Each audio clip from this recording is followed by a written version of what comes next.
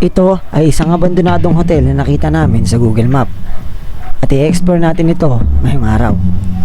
Wala tayong masyadong clue sa pagiging abandonado ng lugar na ito. Ngunit base sa Google Maps Street View ay 2014 hanggang 2015 ay malinis at operational pa ito.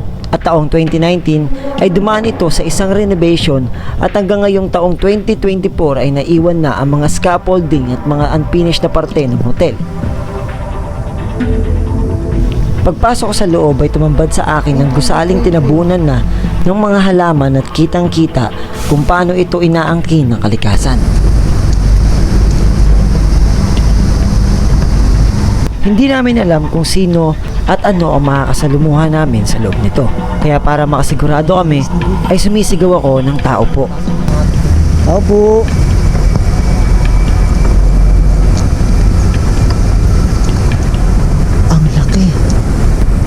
Wala lang mga trabaho.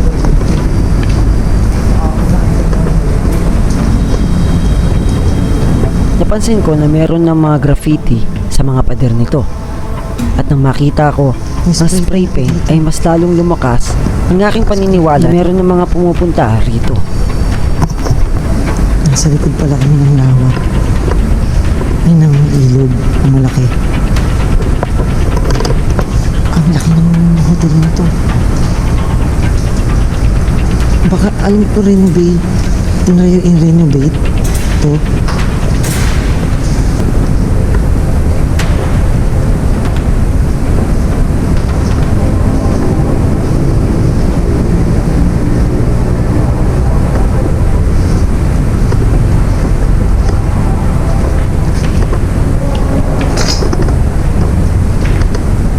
So matagal na siya napabayaan, hindi siya bagong gawa.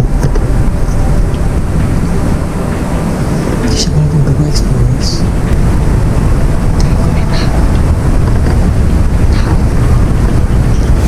Naglalakad sa kabilang side. Ang laki yun. Parang lahat ng pinapasok na siya explorers kasi may mga graffiti na. Mas ang laki ng hukay dito.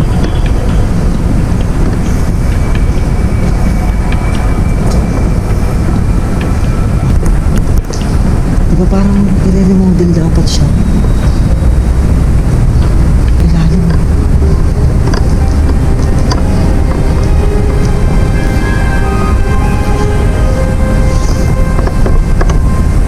Ilalim expose.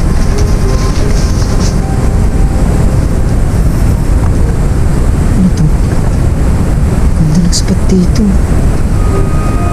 Parang pahingahan.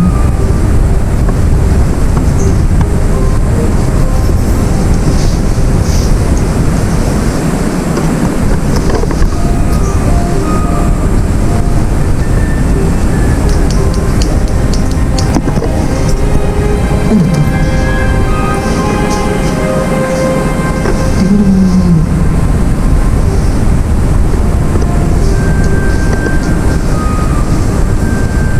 naman dito siya sa likod. Ay, hindi naman dito lang. Ito kwarto. Tulugan.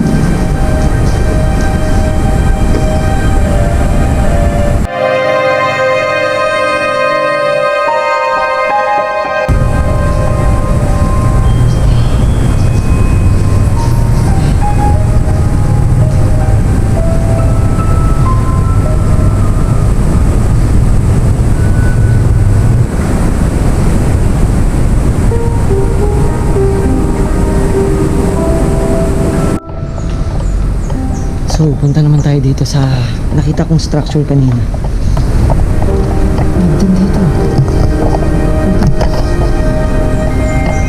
Sa pagpunta ko sa parte na ito ng gusali ay may narinig ako mga boses na nag-uusap. Kaya chinik ko kung saan ito galing. Oh, ganda dito, explorers.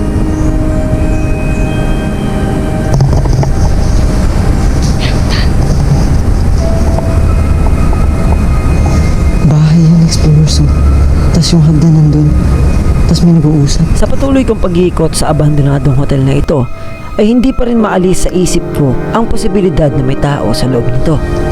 Sa bawat lakad na ginagawa ko, ay pakiramdam ko ay may sumusunod sa akin at tinitignan kung ano ang ginagawa ko sa lugar na ito. At ang sigurado ko ay hindi ito kaluluwa, pagkos isang tao.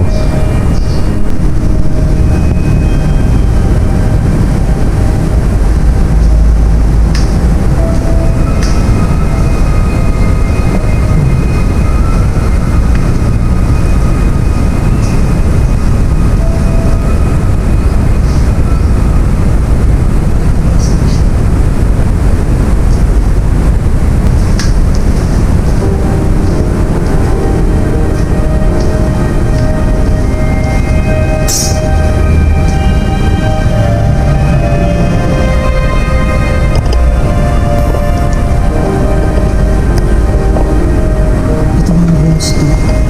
Mga rooms to. Sa isang rooms to. Dati. Ayun yung labas. Tapos meron pa dito sa baba. Ayun. Pare-parehas na rin sila.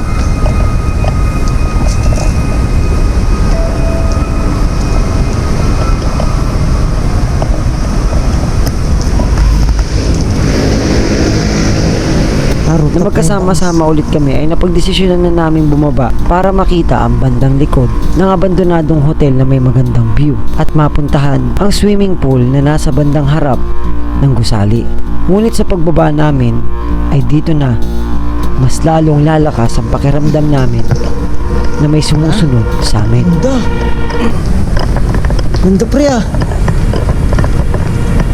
Ganda pre! Ganda Explorers oh. Ano ito mga parkingan? Parang parkingan pre. Para siyang ano, balcony no. Kumbaga yung pinto sa loob.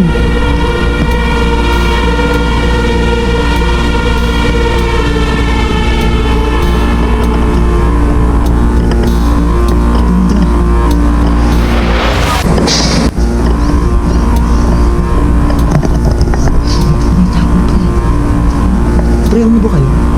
Ano may tapon? Imbis na matakot, ay pinili ko na lang na kumalma at iniisip ko na lang ang dahilan kung bakit nga ba kami nandito sa lugar na ito. At yun ay ang ma-experience at maging masaya sa ginagawa namin at maalala ang lugar na minsan ay nagbigay ng saya sa iba. Kaya naman ay pinagpatuloy na namin ang pag-explore nang wala ng halong kaba.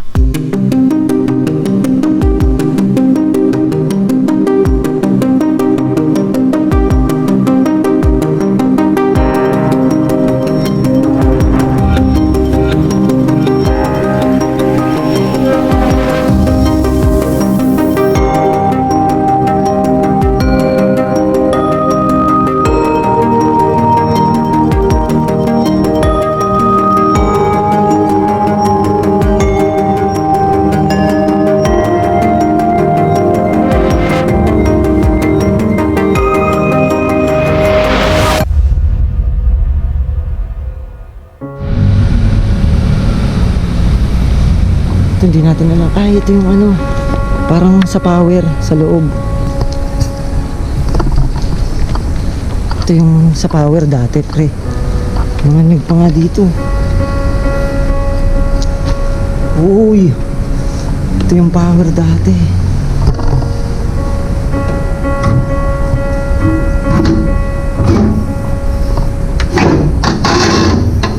Sabay sumindi no, umilaw dyan. Dito na yung swimming pool Explorers. Dito sa harap. Ito na yung swimming pool. Wow, hanggang ilalim pre. Hanggang ilalim siya. Wow. Siguro dati pre hanggang doon siya. Dati siguro Explorers, eto malaki tong pool na to, sagad siya dun sa dulo. Dun sa may ilalim na yun. Ang ganda. Tapos parang ito na yung pinaka resort. Ito yung siguro yung tinatry kunin, pre. Hindi pa nabubuksan na. Wala pa yung nabuksan.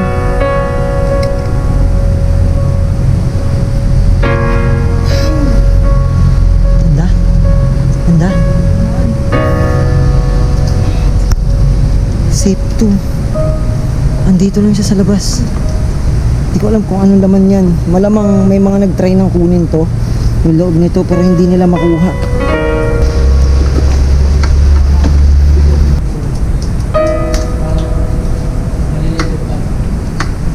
CR. CR to Explorers.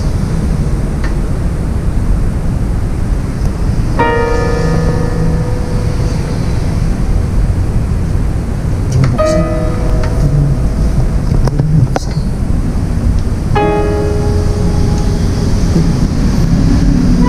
Bago pa yun, no? Mas bago pa yung Explorers, no? Ang ganda.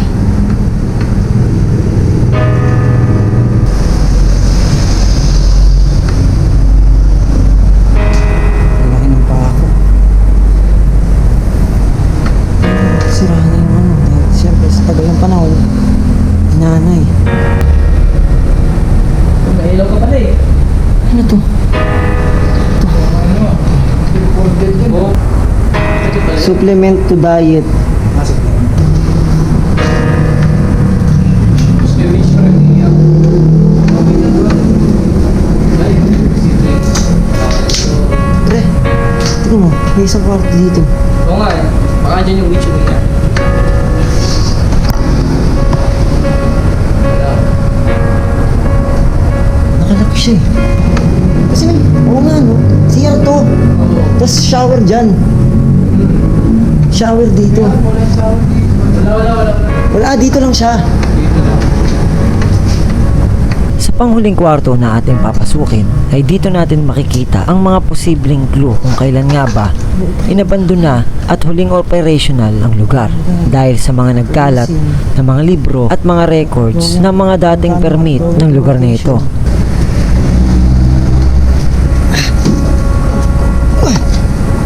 Nakalak.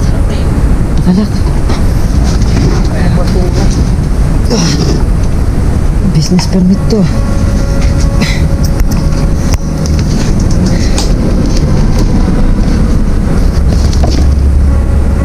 Dito tayo makakuha kung ano pangalan Mga nito. dokumento. Okay.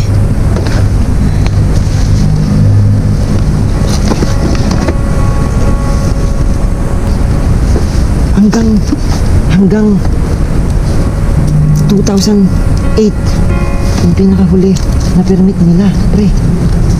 Ito 2008 to.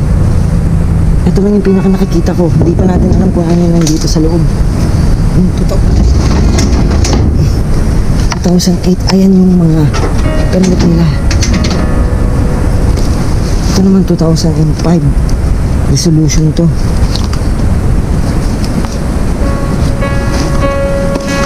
Ang daming papel dito, hindi mo may isa-isa.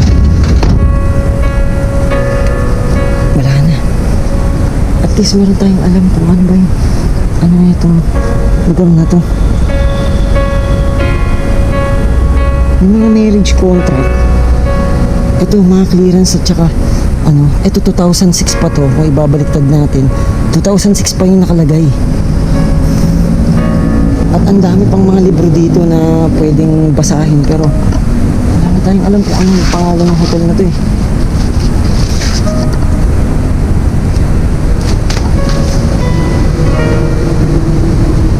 Si George Estregan pa ang mayor dito.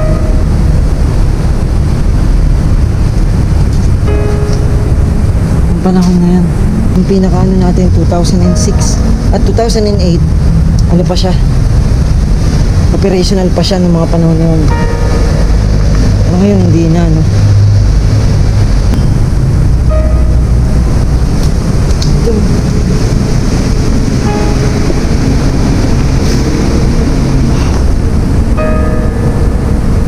Ito yung structure kanina na. Yung tayo natin, explorers.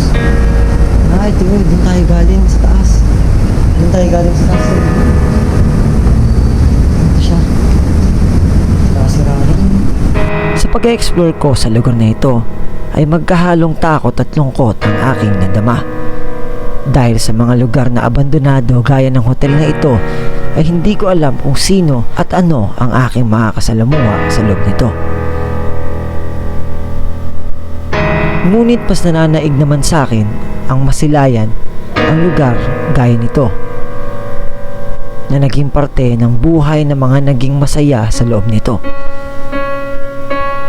Nakakalungkot lang na ang mga ito ay minsang buhay at napuno ng samot-saring alaala ng iba't ibang mga tao. At paglipas ng ilang taon ay magiging isa na lamang itong limot na alaala.